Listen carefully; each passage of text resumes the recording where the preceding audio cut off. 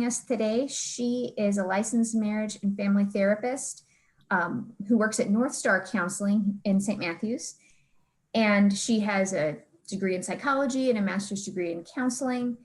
And she works with children and adolescents and adults and entire families. So she's got a lot of experience in this area, and we're just really pleased that she's able to spend the time with us. So thank you. Absolutely, my pleasure. Thank you for that intro, and thank you guys for being here on this cold, rainy evening. Of course, so I have a sidekick. You guys are meeting him way sooner than I thought you would because he is deciding to bark. This is Bruce. He is my self-care through working at home. So he typically just sleeps very peacefully behind me. And so of course he knows he can be on camera and is just in his full self. So hopefully he will not be a disruption, but at least he got to meet you guys. So we will go ahead and get started. With the group size that we have in this topic in general, I am very open to this feeling more like a conversation. So I do have PowerPoint slides and we'll go through them, but just also know that if at any point you have a question or you feel like I spoke too quickly through something, kind of maybe 3 ways to alert me to that. You're welcome to send a chat question or like, hey, can you come back to this? And I will do so. There is a raise hand feature. So if you pull up the participants, there's a little raise my hand in the corner, and you're welcome to raise that. Either work for me. Chat tends to be easier for that, but if chat feels uncomfortable, feel free to just raise your hand. And then if you feel there's a lull, you're welcome to just unmute and say, hey, Allison, I have a question. And I, depending on where my train of thought is, might pause you for just a minute, but then I will come back to you. And I will have several kind of stopping points throughout to be able to stop and ask for questions as well. So just know that I am here for you guys. And I do also plan to send you guys this PowerPoint as well as some links to some resources I'm going to talk about. So if you're a note taker, feel free to take those, but also know some resources are just going to come to you after the fact. So as we get going, so we are talking, hopefully everyone's nodding that we're talking about 10 and younger. My worry all day today was I was going to get in here so prepped for this and it was going to be the teenage one and I was going to be so out of water. So next week is that one, but for today we're going to talk about the little ones. And thank you, Lisa, for that introduction. I am at North Star, which if we were in person would be just up the road from you guys. It's on Sears Avenue, so super close, but we're not. So I'm at home and not close to you guys, but I'm glad that we could do this. And I'm thankful for the ability to be able to do it remotely and jump in safely. So my email address is the best way to get in touch with me. So if after the fact you have any questions or follow-up things, feel free. It's just Allison@NorthstarCounselingCenter.com. I realized I didn't put the .com there, but it's implied. All right, so our learning objectives today. So what we hope to accomplish by the end of this hour is that we'll increase understanding of how anxiety can show up for your child or children. We're going to promote emotional intelligence within your family.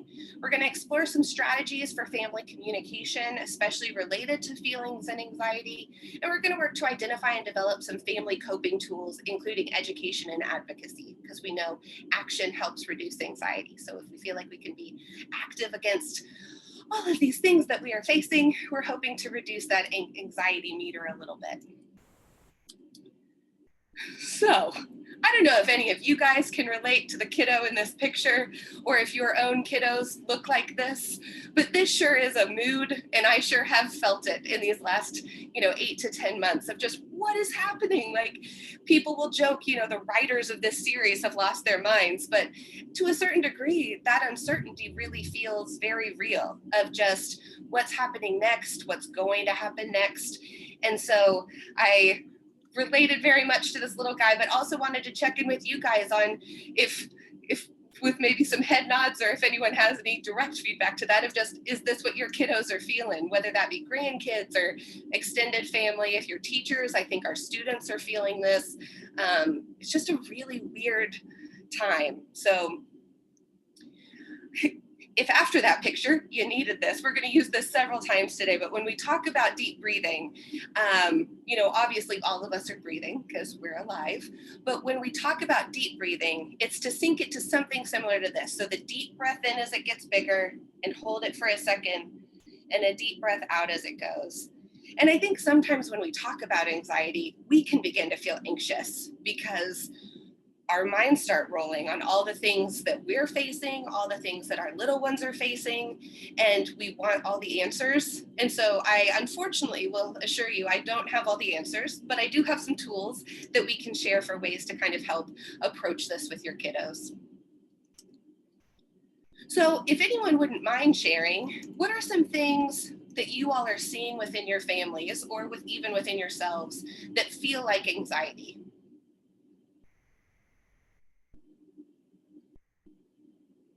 If anyone's brave enough to share. Outbursts, screaming, grabbing a sibling, just the tension in the body, like you can just see it. Yes. Yeah. Anybody else? Eating issues. Absolutely. Like I don't have control over here, so I'm just going to have some control, refusing to eat, or I know I don't want to eat that. Yeah. Yeah. Stacy. Oh, I think you're muted. Unmute. Stacy. Yo. Unmute. As I was saying, I'm saying the exact opposite of that. Some inattention and some like mindlessness, kind of spaciness, I guess is the word I was looking for. Absolutely. Yeah, I would second that, Stacy, with our 9-year-old grandson. Of course, I'm not with him all that much, but according to his mom and from what I've seen, he's a brilliant child, but he's having difficulty staying focused and on task. Yeah.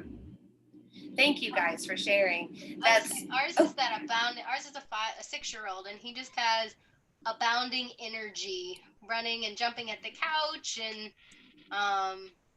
when perfectionism, a big piece of it. So. Yeah. Thank you all. Okay, so yes, absolutely. So some of the things that I think are an overarching theme, and you all hit a lot of these, we're seeing irritability, poor sleep or oversleeping, really distracted or disconnected, changes in communication, either they're talking way more or not at all, not enjoying things they used to really enjoy. So, hey, let's go do this, and no, I'm just gonna stay home. Changes in energy level, asking more questions or different types of questions. We're going to get to it later, but food control, absolutely. Perfectionism and that desire to just do everything right, because then maybe things will feel better. And really, so what this is just some of the many faces of anxiety. I think we so often have this picture in our minds, and you guys describe some of the things you're seeing play out in your house for, is this anxiety or is this something different? So anxiety can look like kind of the things we typically think of, like pacing, worry, tearfulness, nightmares, trouble sleeping, looking fearful. But I think something we've really seen come out this year are the other ways anxiety presents itself. So stomach aches, headaches, irritability, changes in appetite, changes in play, nervous habits like picking or vocal tics, muscle tics, fidgeting, just can't sit still.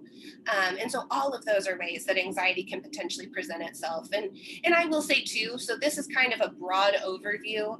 If you have a real concern that your little one is struggling with this, I don't want this to feel diagnostic. This is just a helpful overview to say, hey, these things might be happening. And hopefully by the end of this hour, some tools to at least try and see if that can help come down.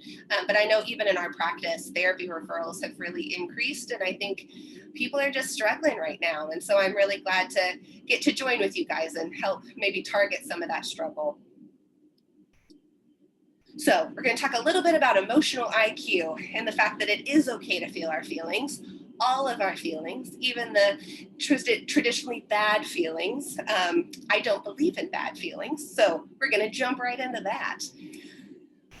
When we think about our emotional IQ, something I always encourage for caregivers is that you guys are our frontline defensive teachers. You are the ones who teach letters and numbers, social rules, norms, and that includes feelings and emotional responses. But if you guys think about when you were teaching your little ones, or you're currently teaching your little ones, numbers and letters and things like that, not to be crass, we're a little obnoxious, right? We're over the top. Like, oh, look at that green tree. Tree starts with T, T-R-E-E. It's just repetitive, and we just drill it in until they can tell us all the letters and all the colors. But we don't really do that with feelings. We feel like we need to shy away from them, or we just assume they just pick it up. But where does anyone pick anything up? They're taught.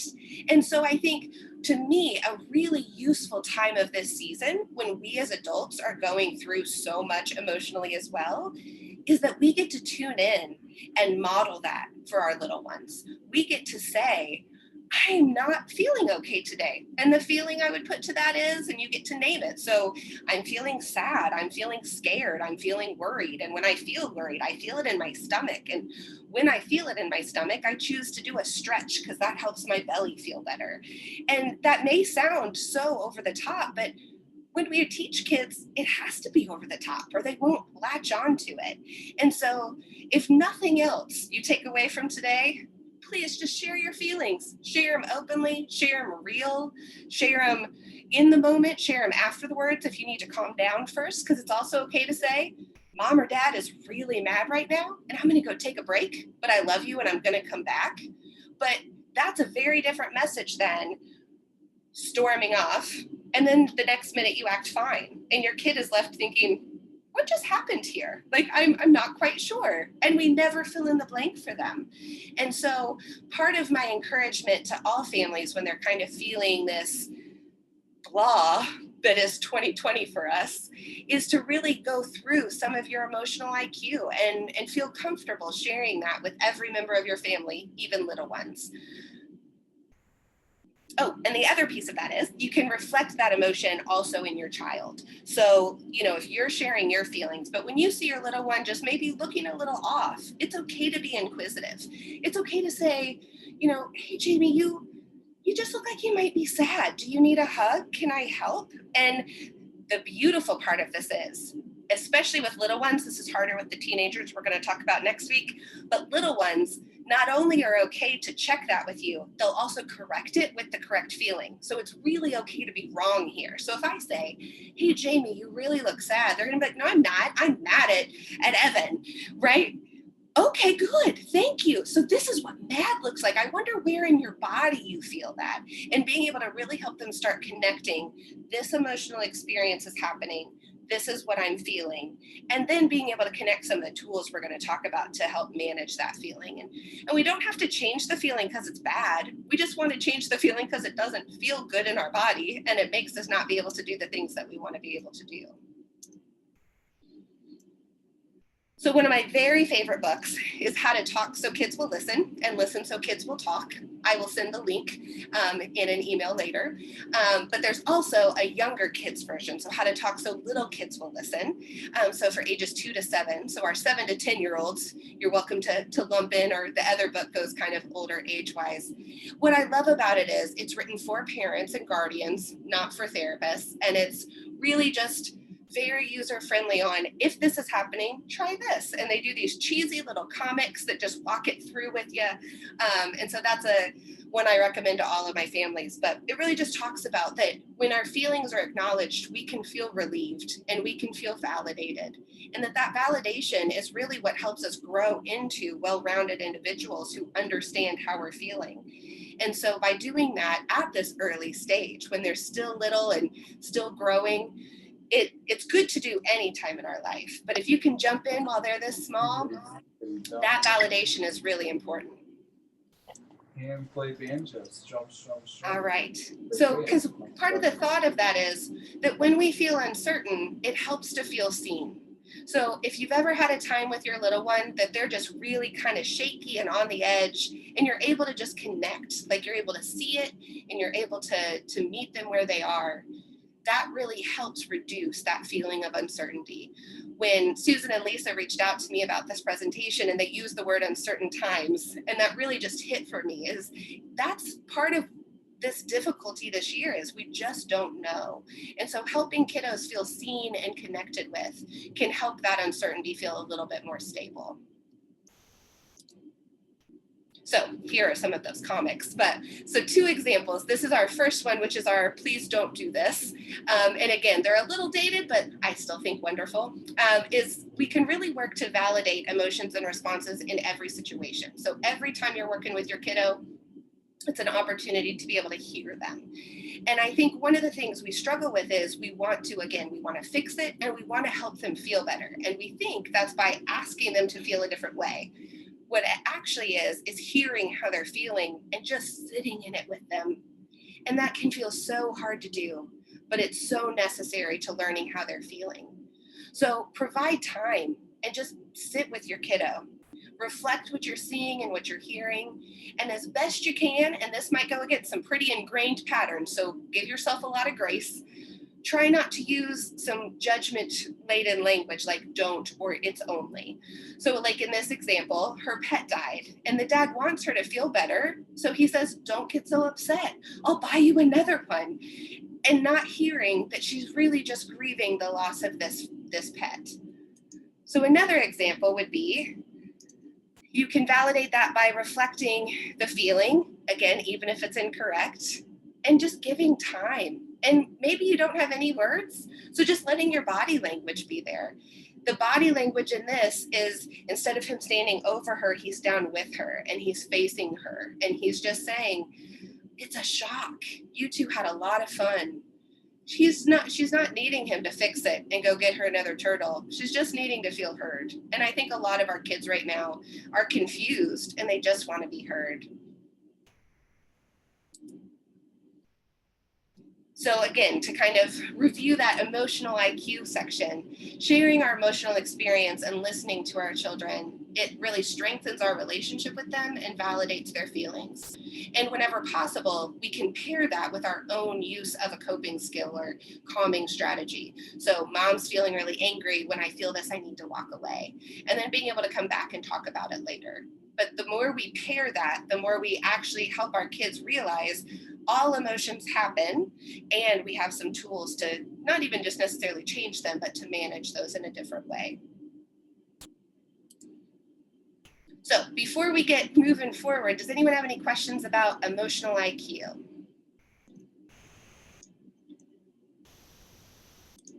All right, then we will trek along. All right, so family communication. And again, this one can feel hard because right now we're kind of just all together all the time, always, which feels very strange. And to a certain degree, we almost need planned time not together instead of planned time together. So it's okay to do that, but then have some intentional time. This can be 10 to 15 minutes. Like, it doesn't need to be a full evening. For some busy families, it doesn't even need to be a full meal. You know, I think traditionally we think about that, like, let's all sit around the dinner table and talk about our day. And some days that works, but for a lot of us it doesn't, or you're on a swing shift or a second shift, or your kiddos still have some activities remotely or things like that. So just know this is set apart special time that might just be like 10 to 15 minutes at the beginning of the day, at the end of the day, maybe in the middle, whatever works best for your family. They don't have to be intense, and they don't always have to even have a topic. You know, I think sometimes we think about family meetings, we get that like pit in our stomach, like, oh no, what did I do? No, maybe we just play a round of a game together, watch a show together, just something small, because those times, if we carve them out, are the times that kids will want to talk or potentially have the opportunity to talk. Sometimes when we sit them down right in front of us and say, hey, tell me about your day, well, they're not going to do that. But if we're playing with them, or if we, you know, have an activity, that might be a time that they're able to be there. Or just, you know, tuning in and being present to listen, and then giving some space for your kiddo to start talking. A big piece of this is I think a lot of us have some of those off-topic things for kids, especially in this age range, where we say, oh, you're not old enough yet, or I'll tell you later. And I think the fact of the matter is we live in the age of Google, and if you don't tell them, they will find out. And I tell all of my families, you would so much rather that come from you than come from Google, whatever the topic.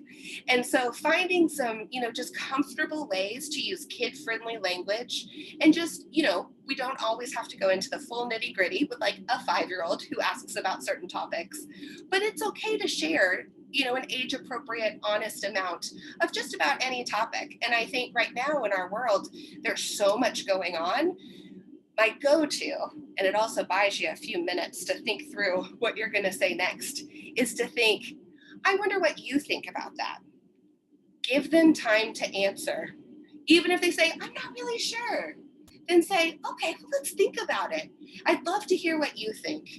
And then depending on how much they give you, you can just roll with that.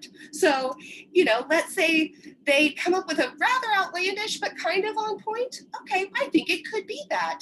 And sometimes even just that amount of validation, okay, and kiddo goes off and is not going to Google the thing that they asked you about. Kids don't need to know necessarily all of the details, but being able to honor their humanity by saying, that's a really good question. I wonder what you think. And then not telling them it's off topic, or they're too young, or they shouldn't know that yet. How intriguing is being told that you shouldn't know something yet? That means it's the coolest thing ever. And so just really working to, and sometimes I'll even just sit with families and we think about these different ways to age appropriately explain some of these pretty hard things we're facing. Put a kid in front of the news for 10 or 15 minutes, they're going to have some questions. I'm 34 and I have some questions. So I think just being there to listen, being there to reflect back. And again, my most favorite question, I wonder what you think about that, and then work to use as much of their own language. And then when all else fails, we just listen, we sit with them, we maybe say, you know what, I don't know, but let's find out together. And then you can help moderate the Googling. All right, comfort and control. I don't know about you guys. I love control, or I think I love control. 2020 has been a year to learn that none of us have any control, but we do find peace in being able to feel like we have some control over something. And so this is where a lot of those sleep issues, food issues, school performance issues can come from for kids, that they really start to feel like, oh, I have to control this and then I'll feel better. So let's think about just in this year alone, what has changed. I mean, so many of our little ones went home for a spring break and never returned to their friends, never returned to church, never returned to in-person daycare, never returned to play dates. The list could go and go. Their family vacation that they have every year that kind of gives them a rhythm to the summer didn't happen. Their summer camps at the YMCA didn't happen. It's a pretty intense list. And so just really honoring the grief and the difficulty that if we're feeling it as adults, these little ones literally just came home one day and never went back to their favorite places with their favorite people. And so I think honoring, one, the grief of that, but two, that it's okay to find some habits and some routines and some schedules for their at-home life. And again, going back to, we teach in really big, almost obnoxious ways, over the top explaining, this is what we do in the morning. This helps us start our day. This is what we do in the afternoon. This helps us, know when it's lunchtime. This is what our evening looks like. Even if it's not as regimented as a typical school work day, just having that expectation that every day has a little bit of a flow and a little bit of a rhythm, because we are people who really need that. And these simple routines can really help kind of connect. So again, we're not saying it has to be every 15-minute increment, oh goodness, that would be way more stressful than helpful. But I think really working to work through you know, what could our day look like? And then if you have a kiddo who maybe has difficulties with attention or difficulties with memory, some visual charts and reminders. This is always the time of year that families try visual charts for Christmas because they're tired of answering 15 times a day. Christmas is in 26 days. Christmas is in 26 days. So make a visual chart. This is what our day looks like. These are all the things that you need to get done in the day. You know, for NTI or e-learning, that can be really helpful. Did we get these things done each day? And kids love checking it off or being able to touch base back to it. And especially if you're a parent who's managing working from home and doing NTI, this is a good way that if you're on a call, you can point to the list and not have to talk. You just get to point to the thing you've already created. You can also get really creative. I don't know about you guys, I miss looking forward to things, right? Like this is a ritual and a routine and we just get to do this every week or every few weeks. And 2020 has taken a lot of that or adjusted it. And so within your household, what if you just know every Tuesday is Taco Tuesday or every Wednesday, everyone in the family working from home wears blue?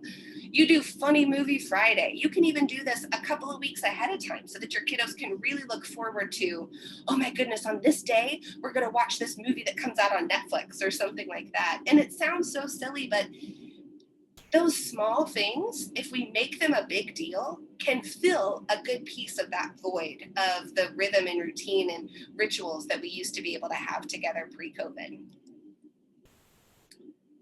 Which comes back to, we celebrate the small stuff.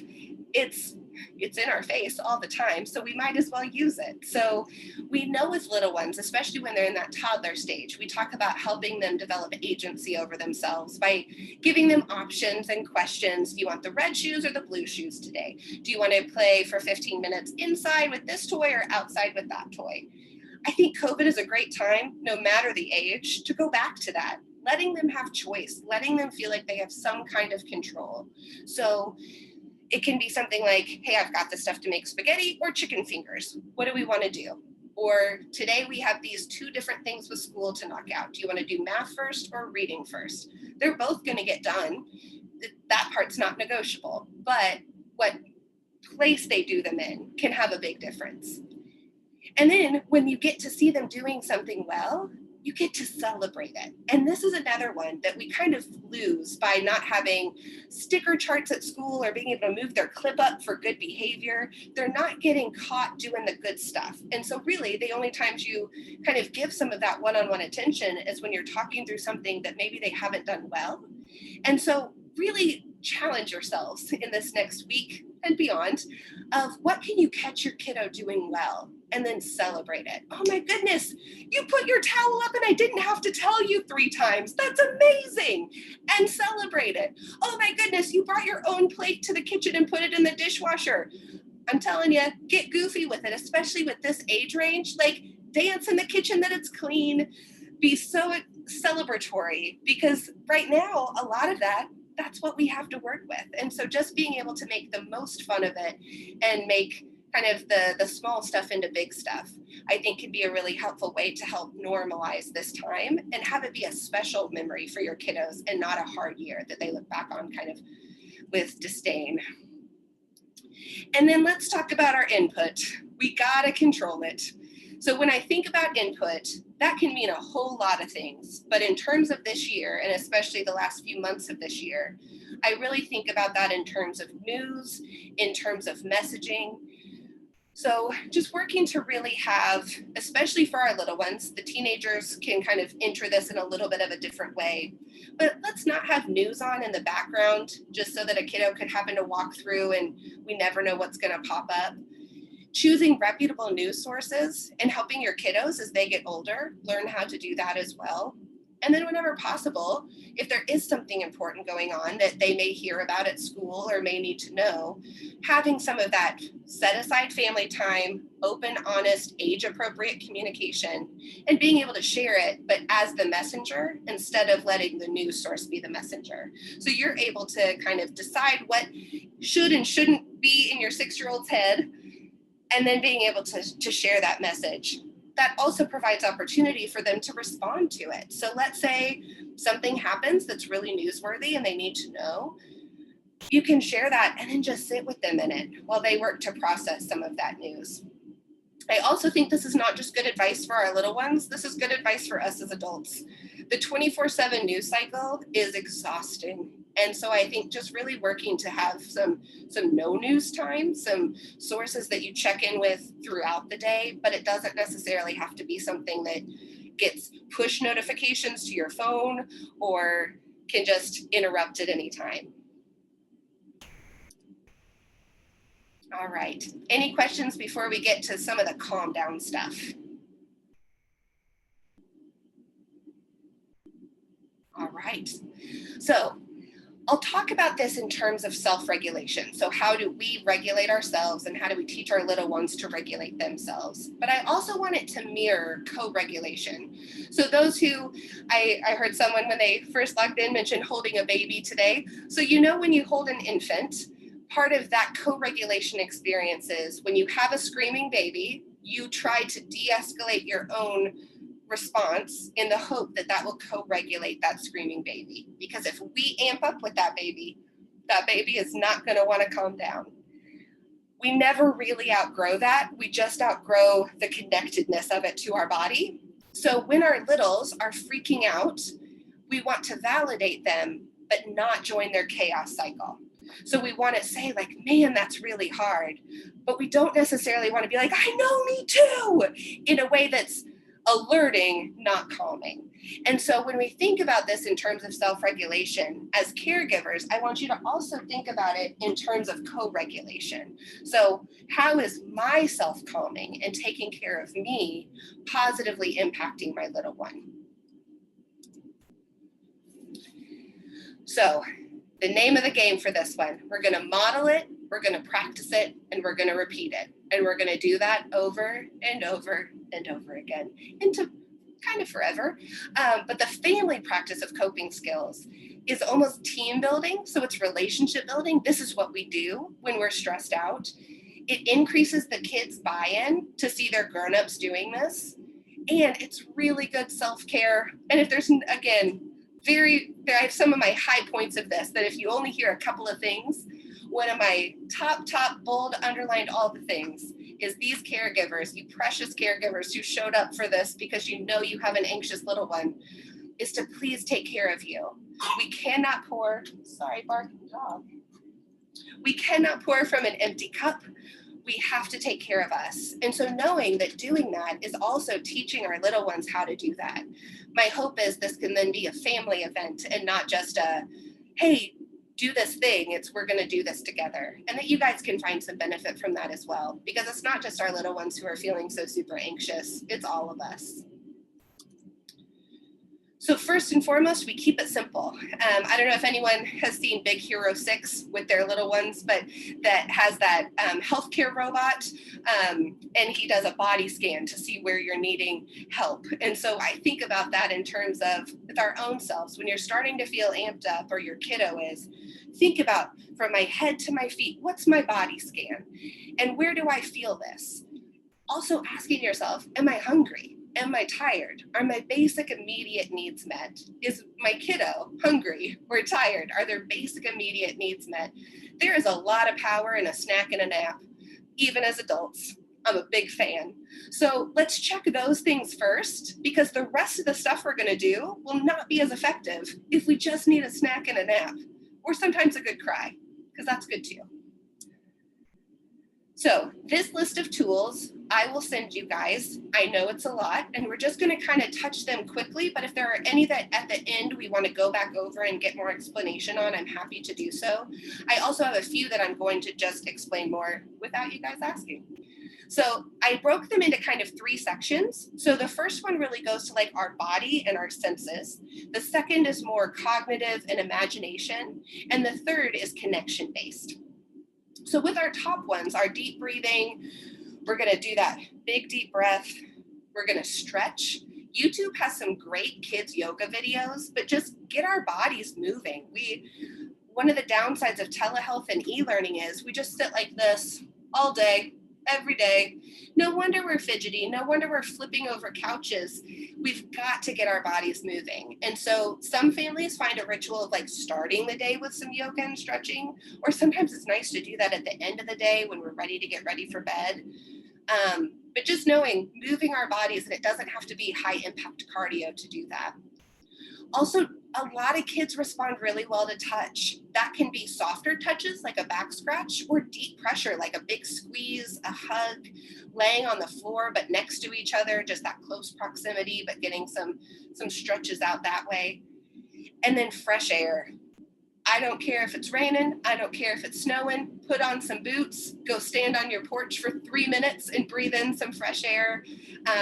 Get out and explore this world. I think, being healthy at home and doing all the right things, we still need to be able to, as safely as we can and socially distanced, getting outside and getting some fresh air. Our bodies are made for it. And the more we hunker down and stay inside, I think the more we feel it in our body, but also then in our emotions. So then shifting that to our mind, I'm going to talk a little bit more about this, but mindfulness activities that help us feel staying in the present instead of worrying about the future or focused on the past.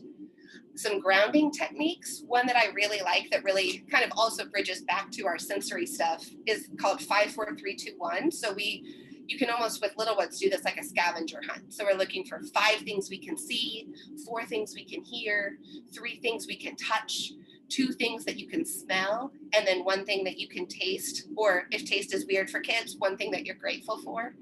I'm sending this too, so don't feel like you have to remember it, but that 5, 4, 3, 2, 1 is a good way that if you're just feeling like you're spiraling, even as adults, I can sit here right now and I'll think about how my chair feels and how the light looks and all the things I can see, and just tuning back into our senses can really bring us out of an anxious loop.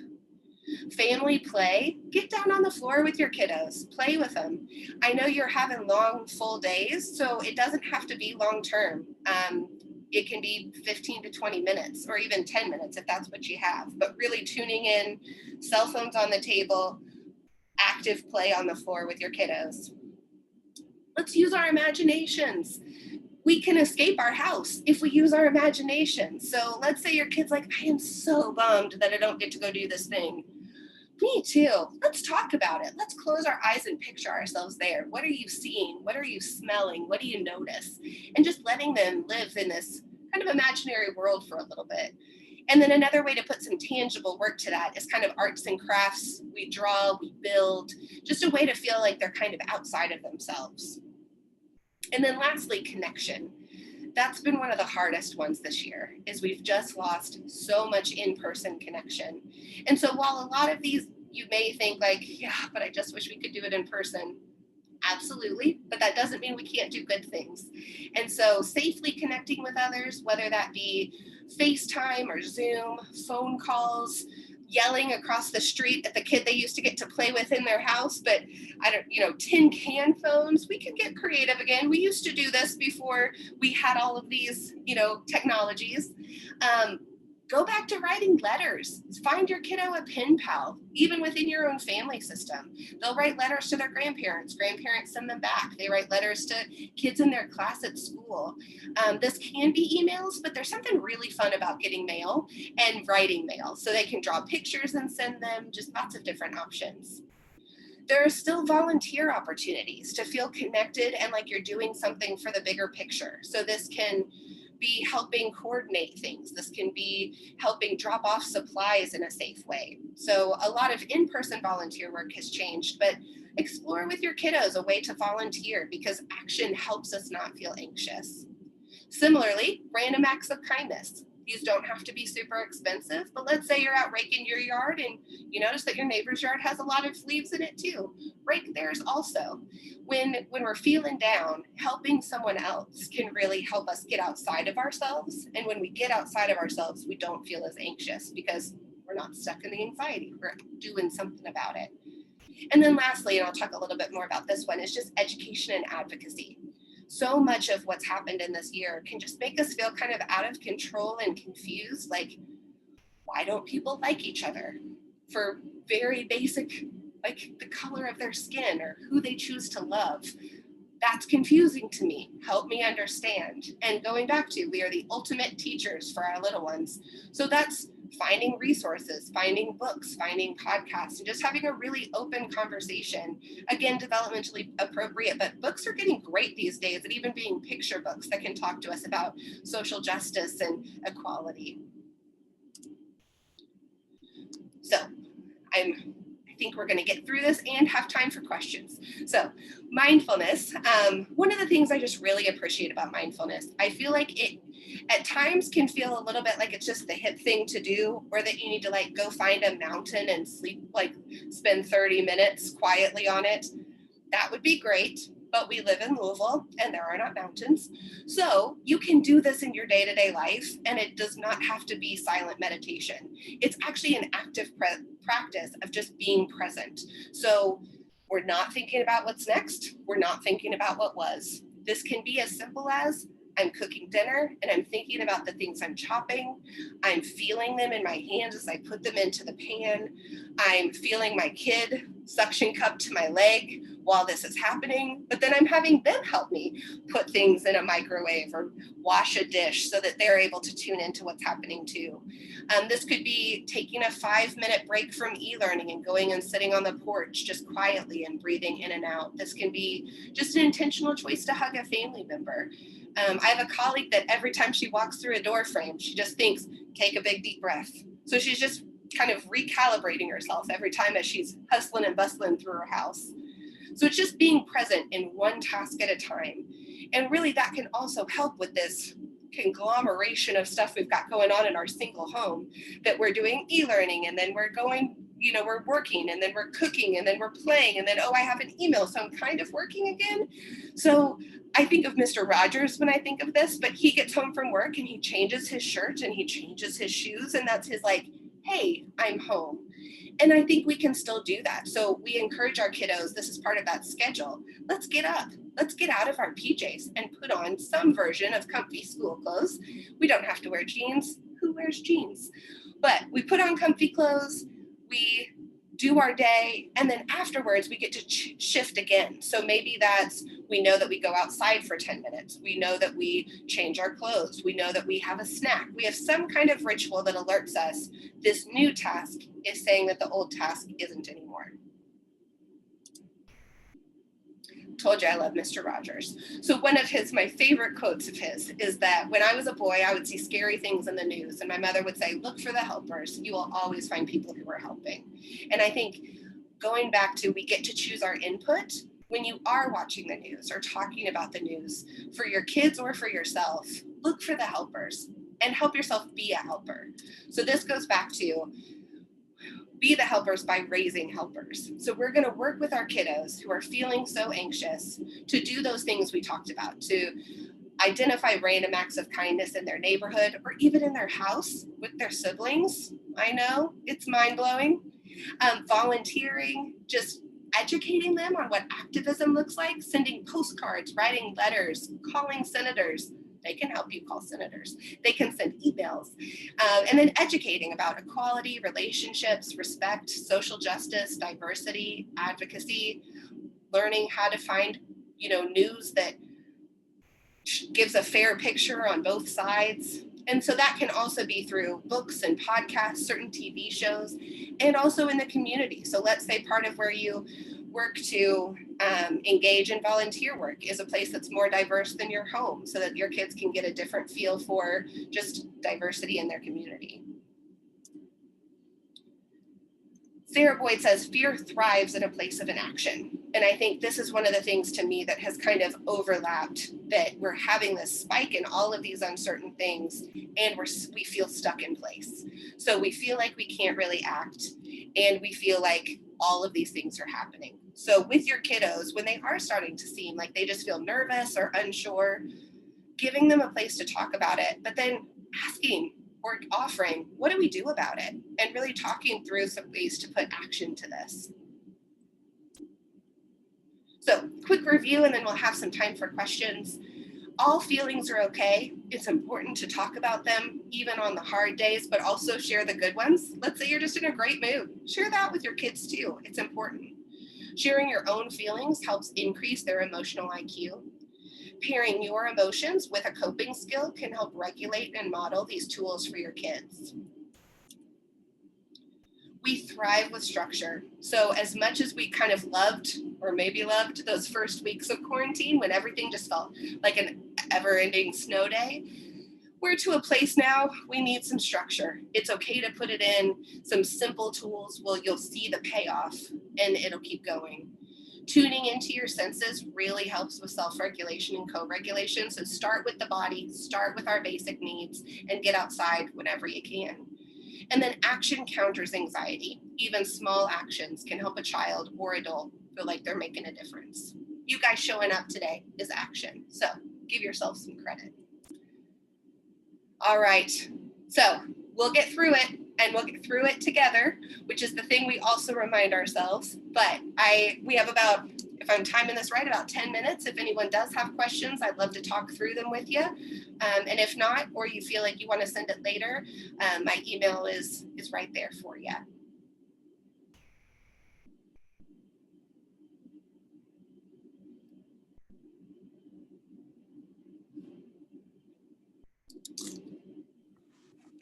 Allison, can you double check that email address? Oh, yeah, because it's misspelled. Thank you. It's North Star with an S, counselingcenter.com. I'll include it in my resources email so you can just click the link. Thank you.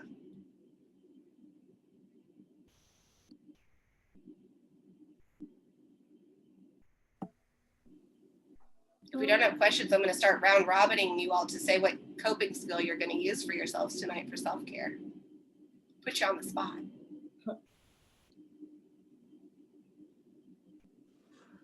Anybody got a specific situation or question? Or you guys got it going on and all is well in your household? Right, we're just going to do it. Cool. All right. Well, again, please feel free to email if anyone does have any more specific questions or you just didn't feel comfortable asking in the group. But I'm happy to stick around for a few minutes for anybody else. And I really appreciate you guys showing up. I have such a heart for these little ones who are struggling with I don't know if you guys feel this too, you almost cringe when you hear unprecedented times, but it's where we are and we're learning it together. So I think sometimes owning that with your little ones and just saying, man, I feel it too, and we're gonna do it.